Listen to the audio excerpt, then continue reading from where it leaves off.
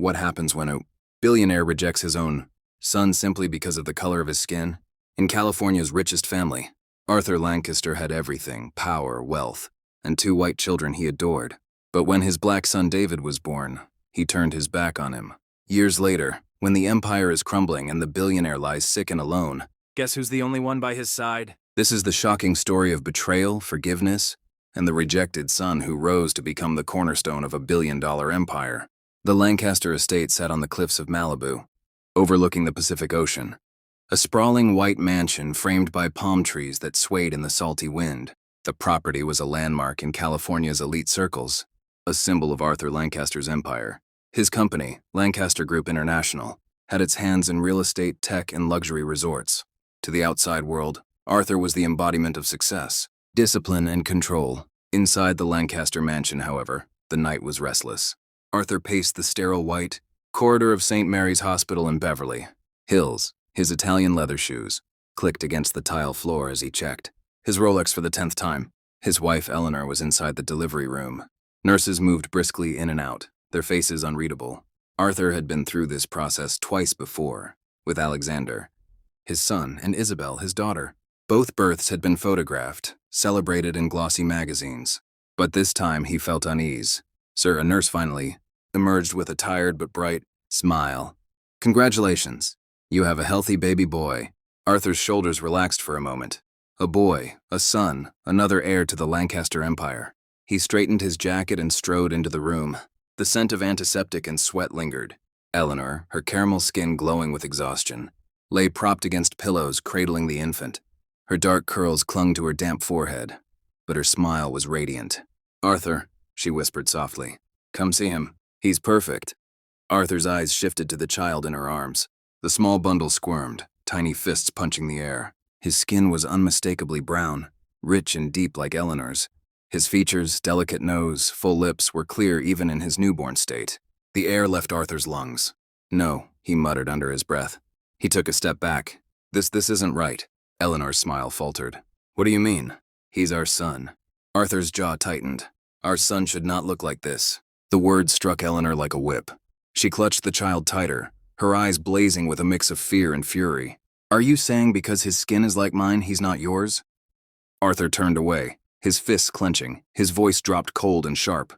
"Do you know what this will mean for the family, for the company?" A Lancaster air paraded as he stopped himself, choking on the ugliness of the words. But the implication hung heavy in the room. Eleanor's eyes filled with tears. "He's your son. Flesh of your flesh, Arthur. Deny it all you want, but nothing can change that." The baby whimpered, his tiny cries filling the silence.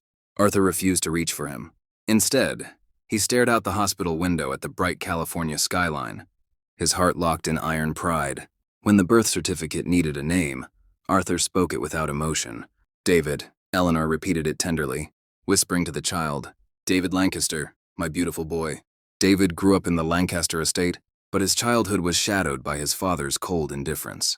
Arthur rarely looked at him, rarely spoke his name. At public events, David was absent, kept at home while Alexander and Isabel were paraded before cameras, hailed as the heirs to Arthur's empire. Alexander, blonde-haired and blue-eyed, was everything Arthur wanted.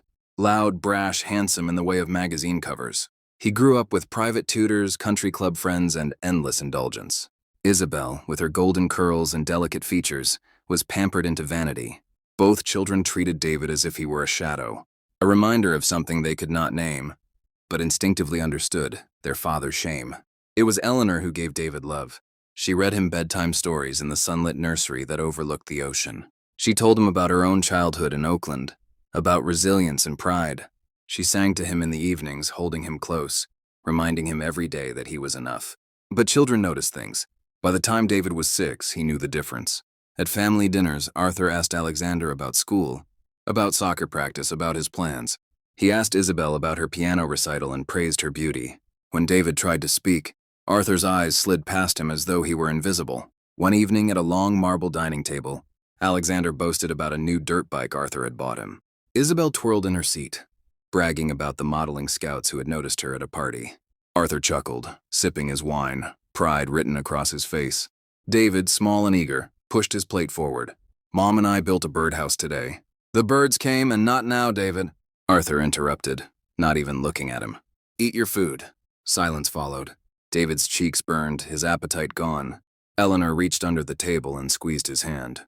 Later that night, when she tucked him into bed, she whispered words that would cling to his heart forever.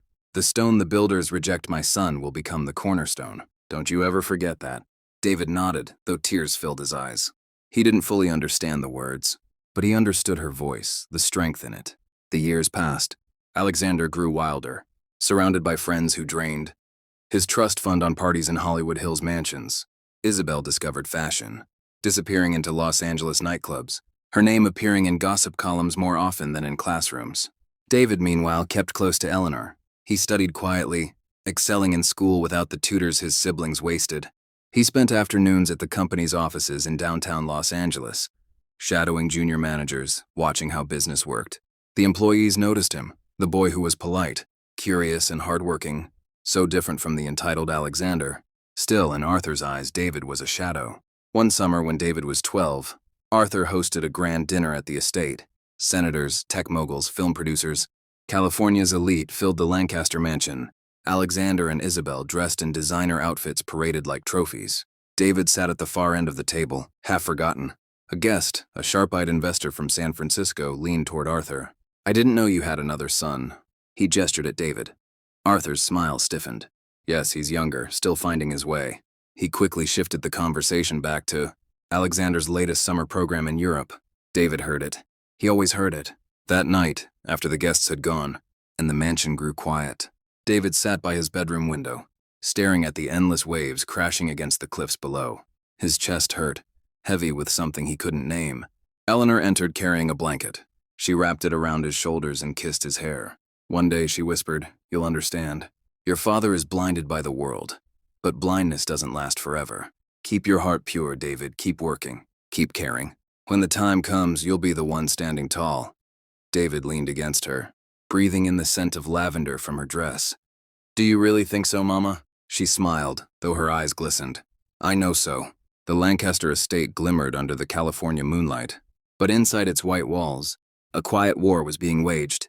Love against pride, warmth against coldness, rejection against resilience. And in the middle of it all was David, the son unacknowledged yet destined for something greater. He didn't know it yet, neither did Arthur, but the seed had been planted. The stone the builders rejected was waiting. The years swept through the Lancaster, a state like the tides that battered the Malibu cliffs. Time carved deep lines into Arthur Lancaster's face, his once imposing frame now slightly stooped, his hair more silver than gold. The empire he had built was still intact, but beneath its surface cracks were spreading. Alexander and Isabel were grown now, yet they had become living proof of indulgence gone unchecked. Alexander, in his 30s, lived like a permanent guest at Hollywood's wildest parties. The tabloids adored him for the wrong reasons: DUIs, failed investments, scandalous affairs. He posed for paparazzi in designer suits, sunglasses covering bloodshot eyes, a cigarette dangling carelessly from his lips. Behind closed doors, he begged his father for more money, always promising to turn things around with some grand new idea that never materialized. Isabel, 2 years younger, had walked down the aisle 3 times before she turned 30. Each marriage was more lavish than the last, each divorce more public. She flitted between Beverly Hills penthouses and Palm Springs retreats, her face plastered on gossip magazines with headlines like, "Lancaster heiress dances barefoot at casino after midnight." For Isabel, the family fortune was a faucet that never seemed to run dry, and Arthur, sick and weary, began to see that the legacy he had tried to build through them was nothing but sand, slipping through his fingers. David was different. Now 28, he had grown into a tall, broad-shouldered man with warm brown skin and calm, intelligent eyes. He had earned his MBA from Stanford, not through his father's money or influence, but through grit, late nights, and scholarships. While Alexander lounged on yachts, David started in the company mailroom, deliberately working his way upward. At first, the board had been confused. Why is Arthur's forgotten son fetching coffee? But as months turned into years, they noticed his quiet diligence. He asked questions. He learned he treated the janitors with the same respect he gave to executives. Eventually, middle manager started saying something rare in Lancaster Group's marble halls. "That boy actually listens." The employees loved him. The board respected him. And Arthur noticed, though he would never say it out loud. By the time Arthur turned 75, his health was failing. Doctors diagnosed him with a heart condition that demanded bed rest, a low-salt diet, and medications he never remembered to take.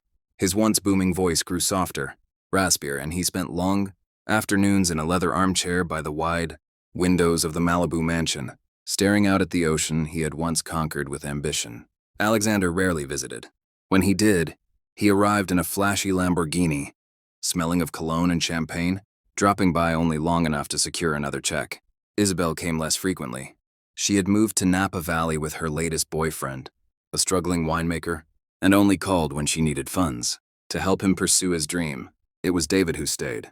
Every morning he drove from his modest home in Santa Monica to the mansion, carrying fresh groceries for Eleanor, picking up his father's prescriptions, checking in with the household staff. He helped Arthur walk down the stairs, supported him when his legs trembled, read him the daily financial reports. Eleanor was always by her husband's side, her patience unshaken by years of rejection.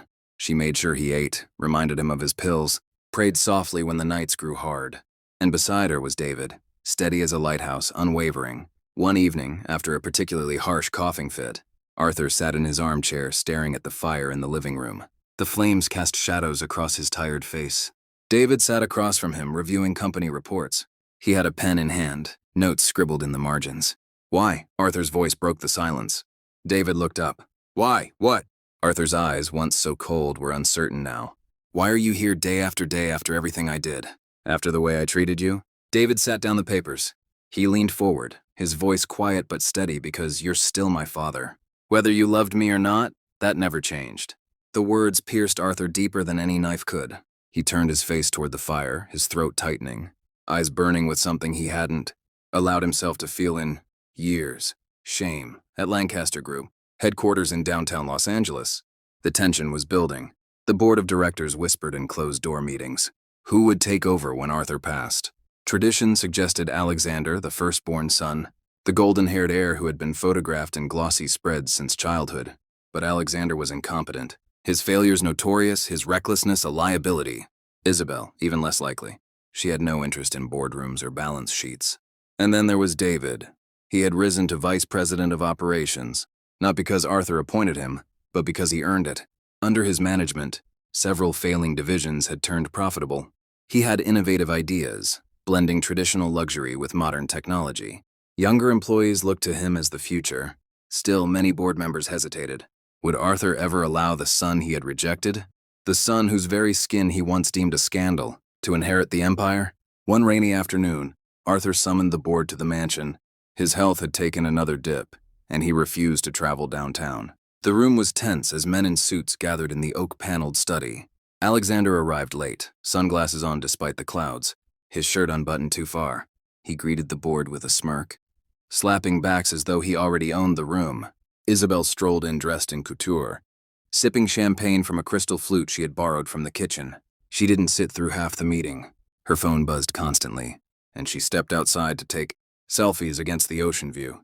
David was the last to enter. He carried a neat folder of reports, nodded respectfully to each board member, and sat quietly near the back. He didn't seek attention, but his presence carried weight. The meeting began with numbers, forecasts, and company performance.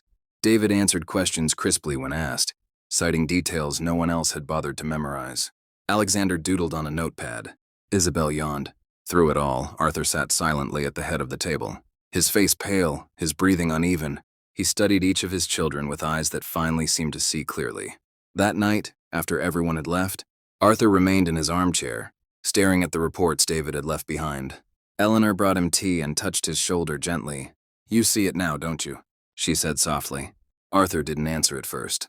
His throat felt thick, his pride fighting with truth. Finally, he whispered, "He's the only one who cares. The only one who stayed." Eleanor's eyes glistened. He always did from the beginning. For the first time in decades, Arthur reached out and took his wife's hand. She squeezed it, her eyes searching his, seeing the cracks in his armor at last. The weeks that followed were filled with reflection. Arthur called David into his study more often, asking for updates, listening to his ideas. He began to realize that the son he had rejected had become not just a man, but a leader. And in the quiet moments when the sickness left him weak and vulnerable, Arthur found himself whispering apologies he could not yet bring himself to say aloud. But the day was coming when he would have no choice. The Lancaster mansion, perched on the California cliffs, had always been a fortress of wealth and pride. But now within its walls something was shifting. The billionaire who once denied his son was facing the truth. Legacies are not built on bloodlines, but on character. And the son who was never meant to matter was already carrying the weight of the empire on his shoulders. The morning sun rose over the Malibu coastline, gilding the Lancaster estate in shades of orange and gold. The ocean roared below the cliffs, its endless waves striking against rock, a rhythm as old as time. Inside the mansion, however, silence reigned. Arthur Lancaster was bedridden now, his body frail, his once commanding voice reduced to a whisper. The empire he had built stood strong, but he knew his own time was slipping away. The Lancaster Group board members gathered once more in the oak-paneled study, the same room where Arthur had once held court with the authority of a king. But now he lay reclined in a medical bed wheeled to the head of the table, his body too weak to sit upright. His sharp eyes, though dimmed, still carried the remnants of power. Alexander entered first, dressed in an overpriced tailored suit. Though the alcohol on his breath betrayed him, he grinned confidently at the board, already imagining himself as the new CEO. Isabel strolled in next, swathed in designer silk, scrolling through her phone with disinterest. She had made it clear long ago that the company bored her, though she enjoyed the status it brought. And then David entered. He wore a simple navy suit, carrying only a neat folder of financial notes. His expression was calm, though the weight of the moment pressed against his chest. The employees he passed in the hall had whispered encouragements. Everybody in the company knew who truly deserved to lead. The room grew still. Arthur, his breathing shallow, raised a trembling hand. "This will be my last meeting," he said, voice rasping but steady. "The matter before us is succession." Alexander smirked and leaned back in his chair. "Well, I think that's obvious, isn't it? I'm your firstborn. I've been groomed for this role since I was a child. Everyone knows Lancaster Group will be mine." Some of the board members shifted uncomfortably. They remembered his scandals, his incompetence, his recklessness. Yet Alexander still spoke as though the position were his birthright. Isabel let out a laugh, tossing her hair. "Good luck with that, Eddie. You can't run a lemonade stand without it collapsing. Honestly, Dad should just sell the company and let us live off the profits." Alexander turned red. "Shut up, Isabel. At least I care about the company. You care about your next drink?" She snapped back, rolling her eyes. Their bickering echoed through the room, sharp and childish. And then Arthur lifted his hand again, silencing them both. "No." His voice carried unexpected strength. "The next CEO of Lancaster Group will be David." The words froze the room. Alexander shot to his feet, his face purple with rage. "What, him? The reject? The one you never even claimed as your son? This is a joke, right?" Isabel glanced up from her phone, blinking in surprise. "David, seriously?" But there was no anger in her tone, only detached amusement. "Well, better him than Eddie, I guess. At least he won't bankrupt us." She sipped her champagne. Alexander slammed his fist on the table. "This is insane. He doesn't have the name, the pedigree. He has something neither of you ever had." Arthur interrupted, his voice sharp. "Loyalty, integrity, vision. He has given this company his sweat, his mind, his heart.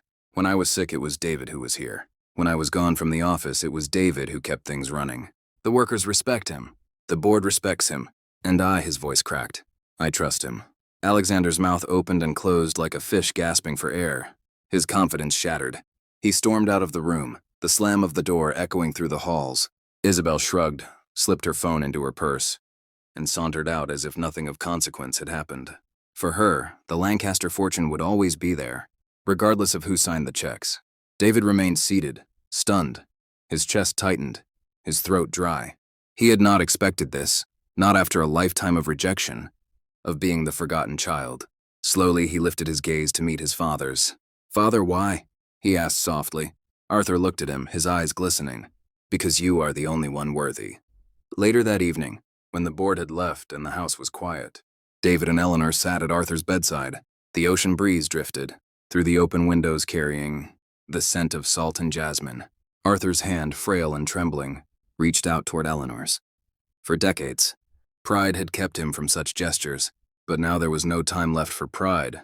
"Eleanor," he whispered, his voice breaking, "I owe you an apology for all the years I failed you. For the way I looked at our son, for the way I let the world's judgment blind me." Tears slid down Eleanor's cheeks as she held his hand. "All I ever wanted was for you to see him for who he is, not for the color of his skin." Just your son. Arthur turned his gaze toward David. The boy he had rejected was now a man, strong and steady, sitting at his side when no one else would. I thought I was protecting my legacy, Arthur whispered, his voice cracking with regret. I thought if the world saw me as weak, it would all crumble. But I was blind. You are my legacy, David. You always were. David swallowed hard, his eyes burning. For a moment, he was that little boy again, yearning for his father's approval. But now he was grown and he understood. I forgive you, Father, he said softly. I'll take care of Mom. And I'll make sure Lancaster Group lives on. Arthur smiled faintly, relief washing over his tired face. With his final strength, he whispered, Then I can rest. And as the night deepened, Arthur Lancaster breathed his last, his hand still held in Eleanor and David's. The funeral was held on the mansion grounds, overlooking the vast Pacific. California's elite gathered in black suits and dresses, murmuring among themselves about the unexpected choice of successor.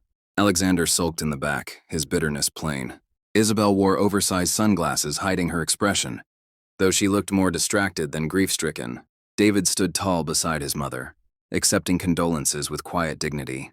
When the coffin was lowered into the earth, the sound of waves crashing below echoed like a final benediction.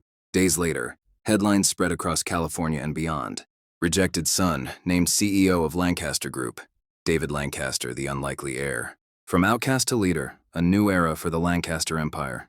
At his first press conference as CEO, David stood behind the podium, his mother in the front row. Cameras flashed, reporters shouted questions, but his voice was steady. This company was built on vision and resilience, he said, and those values will carry us forward. We are not defined by appearances, but by the work we do, the lives we touch, and the future we build. The employees erupted in applause. For the first time, Lancaster Group had a leader who inspired not just fear or awe, but genuine respect. One quiet evening, David walked alone to the small family cemetery behind the estate. The sun dipped low, painting the sky in crimson and gold. He stood before Arthur's grave, the fresh soil still dark, the marble headstone gleaming. For a long while he said nothing, only listening to the crash of the waves below. Then he spoke, his voice low, steady. I forgive you, Father, for everything. I'll carry the name and I'll carry it well. Lancaster will live on, and so will your legacy. The wind stirred, rustling the palm trees above as though the ocean itself bore witness. David turned and walked back toward the mansion, his shoulders straight, his stride steady. He was no longer the boy his father had rejected. He was the cornerstone, the son who had stayed, the heir who had risen, the man who now bore the weight of an empire. 5 years had passed since Arthur Lancaster's death. The Malibu estate still stood on the cliffs, but the air around it felt different now. Lighter, freer, touched with warmth that had long been absent. David Lancaster had become the face of the Lancaster Empire. Under his leadership, the company transformed. He shifted its focus toward sustainability, technology, and global outreach, breathing new life into divisions his father had neglected. Employees no longer whispered about who was worthy to lead. Their respect for David was visible in the way they worked, the loyalty they showed, the pride they carried in calling Lancaster Group their own. Reporters, once skeptical of the rejected son, now hailed him as a visionary. Business magazines called him the silent powerhouse of California. Journalists praised his ability to balance tradition with innovation, and across the state, his story became a symbol not just of wealth and success, but of forgiveness and resilience. Eleanor, his mother, still lived in the Malibu mansion. Though her hair had silvered, her grace had only deepened. She spent her days tending the oceanfront gardens and her evenings hosting quiet dinners for David and his closest advisors. When asked about her son, her answer was always the same. He was born with dignity.